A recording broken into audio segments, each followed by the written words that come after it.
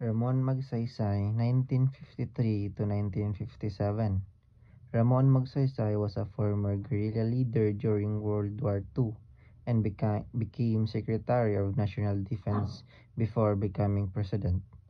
He was known as the champion of the masses because of his simple lifestyle and concern for ordinary Filipinos. Carlos P. Garcia, 1957 to 1961. Carlos P. Garcia was known for his nationalism and for promoting Filipino economic independence.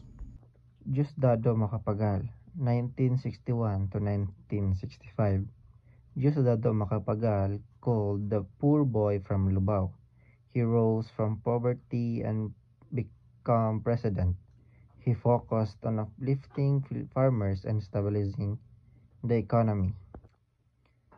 Ferdinand E. Marcos Sr., 1965 to 1986. Marcos was the longest-serving Philippine president, known for both massive infrastructure projects and declaration of martial law in 1972 to 1981, which gave him full control of the government. Corazon C. Aquino, 1986 to 1992. Wife of the assassinated opposition leader Benigno Ninoy Aquino Jr. She became the first woman president after the People Power Revolution restored democracy. Fidel B. Ramos, 1992 to 1998. A former soldier and defense secretary, Ramos was known for his discipline and modernization efforts. Joseph Irap Estrada, 1998 to 2001. A popular movie actor turned politician, known for his mass appeal and slogan, "Irap para sa mahirap."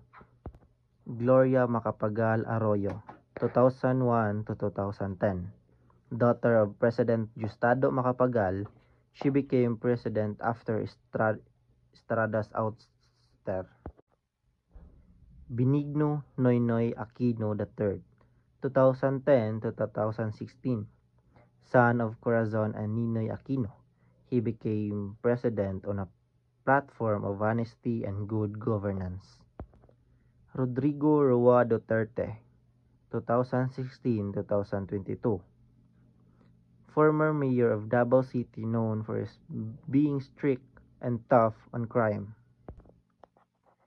Ferdinand Bongbong Marcos Jr., 2022 to the present. Son of former President Ferdinand Marcos Sr., focusing on unity, economic recovery, and modernization.